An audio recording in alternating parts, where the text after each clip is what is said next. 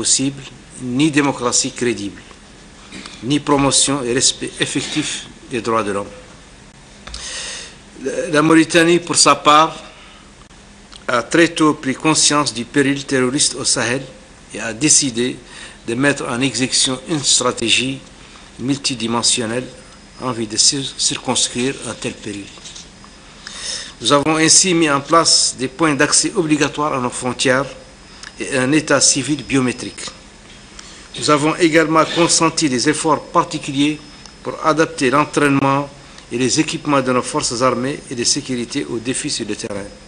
Sur un autre plan, le gouvernement mauritanien a engagé un dialogue avec des prisonniers extrémistes pour les convaincre du caractère erroné et dangereux des thèses qu'ils défendent.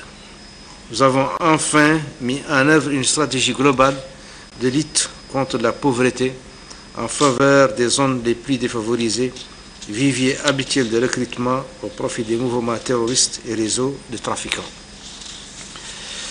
Excellences et chers frères, Monsieur le Président, Mesdames et Messieurs, la Mauritanie mesure l'importante dimension du sacrifice humain vaillamment consenti par le Niger frère pour faire face au terrorisme sur son propre sol et dans la région sahélo-saharienne.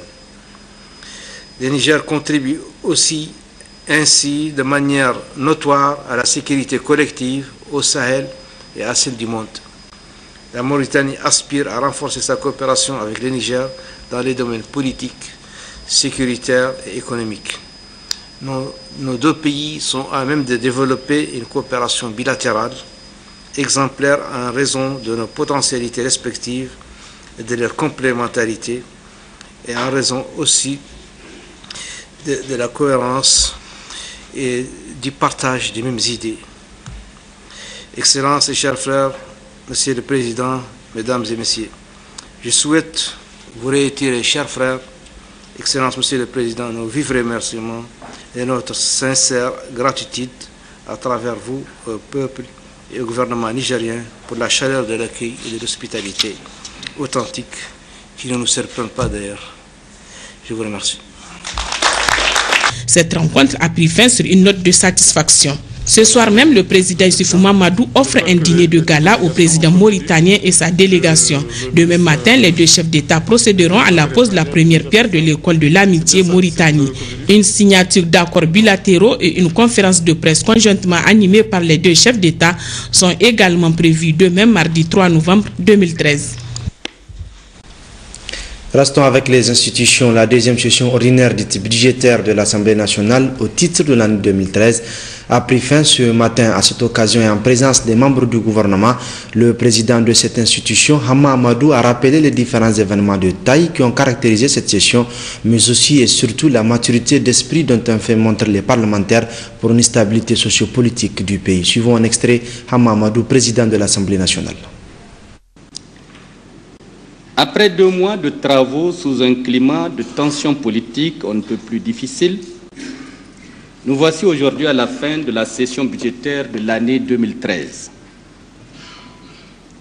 Monsieur le Premier ministre, distingués invités, permettez-moi tout d'abord de vous remercier encore une fois pour la remarquable disponibilité dont vous faites preuve en honorant de façon si constante notre institution à chaque fois que vous êtes conviés aux cérémonies d'ouverture ou de clôture de celle-ci.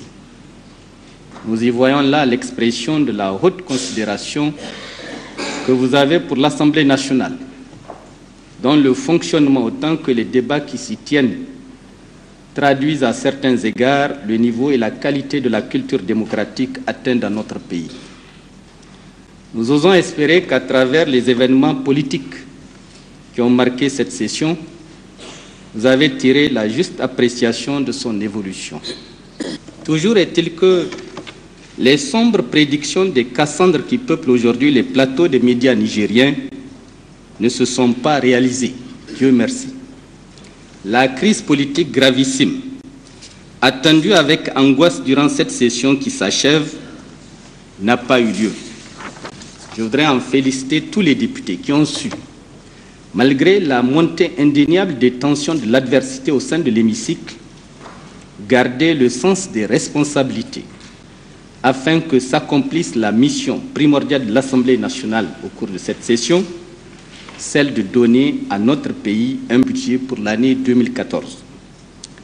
Même s'il est vrai que l'opposition a voté contre ce budget, il faut cependant reconnaître qu'elle a activement et positivement participé à son amélioration en commission comme en plénière. Et si la majorité, lors des débats, a connu quelques moments d'énervement, elle a néanmoins admis, en fin de compte, avec un indéniable fair play, la pertinence de certaines observations, montrant ainsi qu'elle peut accepter et faire sien le principe d'objectivité.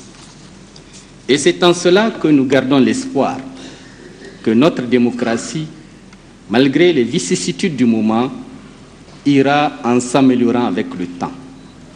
Mesdames et messieurs, il est donc heureux de constater que la raison a su prendre au cours de cette session le dessus sur la passion dans nos débats. C'est pourquoi je voudrais encore une fois appeler l'attention des honorables députés sur la nécessité absolue que nous avons tous de ne pas oublier, quelle qu'en soit la circonstance, que nous avons une double responsabilité à assumer en tant que représentants du peuple. Responsabilité envers l'État et sa stabilité, sans doute, mais responsabilité aussi envers nos concitoyens électeurs et leurs attentes. Vis-à-vis de l'État, nous devons garantir l'adoption des moyens législatifs à son fonctionnement régulier et l'aider à maintenir ses actions dans le respect strict de l'ordonnancement juridique mis en place conformément à la Constitution de la République. Car c'est à travers le respect scrupuleux des textes législatifs que sera assurée, n'en doutons pas un seul instant, la stabilité du pays. Quant à notre responsabilité vis-à-vis de nos concitoyens, il s'agit pour nous députés, face à l'exécutif, de dire clairement et sans ambages les attentes de ceux-ci, leur satisfaction comme leur mécontentement dans les différents domaines de la gouvernance, sans toutefois dénigrer injustement, ni non plus jouer les sycophantes, c'est-à-dire les notables laudateurs qui ne voient que le roi et oublient le peuple. Car un député, de quelque bord qu'il soit, se doit d'abord de défendre l'intérêt collectif, c'est-à-dire celui de la nation tout entière, avant ceux de sa circonscription électorale ou ceux d'une coterie, fût-elle politique. C'est pourquoi un député... Audience cet après-midi au cabinet du Premier ministre, chef du gouvernement, Brigitte Raffini, s'est entretenu avec une délégation turque en mission de travail dans notre pays. Cette délégation est conduite par le sous-secrétaire du ministère de la Jeunesse et des Sports de la Turquie, en présence de l'ambassadeur de la République de Turquie au Niger. Ils sont ici pour explorer plusieurs aspects de coopération dans le domaine de la jeunesse et sport. Comme on a dit, on a créé une plateforme de la jeunesse après leur visite en Turquie en avril. Avec cette plateforme de la jeunesse, ils sont ici pour renforcer les relations dans le domaine de la jeunesse. Avec les plateformes de la jeunesse, on a organisé une conférence sur la relation turco-nigérienne.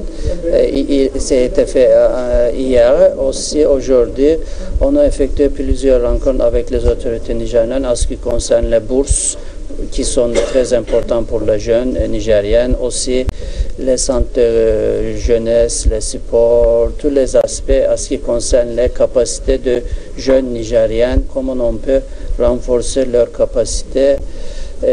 C'était le premier objectif de cette visite ensemble avec plusieurs délégations turques aujourd'hui. Délégation turque conduite par le sous-secrétaire du ministère des Sports et de la Jeunesse de la Turquie, accompagné par le ministre de la Jeunesse et des Sports du Niger, ont effectué ce matin à Niamey une série de visites. Objectif, s'inquiéter du fonctionnement de l'Institut national de la Jeunesse et des Sports et de la Culture INJSC et du Centre national d'activités socio-éducatives et culturelles CNSEC, Khadija Touzada et Mohamedou Adam. Cette visite de la délégation turque en collaboration avec le ministère de la Jeunesse et des Sports a permis aux deux parties de s'enquérir du fonctionnement du Centre national d'activités socio-éducatives et culturelles et de l'Institut national de la jeunesse, des sports et de la culture. Elle vise également à renforcer davantage les liens de coopération entre le Niger et la Turquie et motiver dans le même temps la jeunesse nigérienne à s'intéresser davantage aux activités socio-éducatives et culturelles pour assurer leur autonomie. Her şeyden önce bu ziyaretin amacı Nijer ile Türkiye arasında bir daha önce başlatılan Sayın Başbakanımız Recep Tayyip Erdoğan. L'objectif de cette visite est de constater, voir la situation ici pour les relations nigéro-turques qui ont été renforcée par la visite officielle du Premier ministre Erdogan. Tout d'abord, le Niger a une population jeune et avec une coopération exacte, nous pourrons éduquer et voir les leaders du monde dans l'avenir nigérien. Nous avons vu hier, lors de la conférence, des jeunes ambitieux. Et il faut d'abord que les Nigériens font confiance en eux.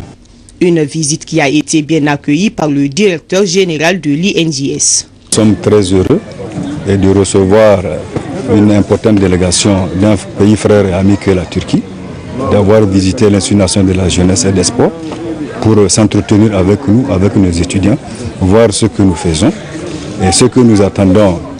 D'abord, au-delà de l'INJS, c'est le renforcement des relations d'amitié et de coopération entre le Niger et la Turquie. Mais en ce qui concerne l'INJS, comme vous l'avez remarqué, nous avons des infrastructures qui sont en instance, notamment un gymnase qui date d'environ 12 ans.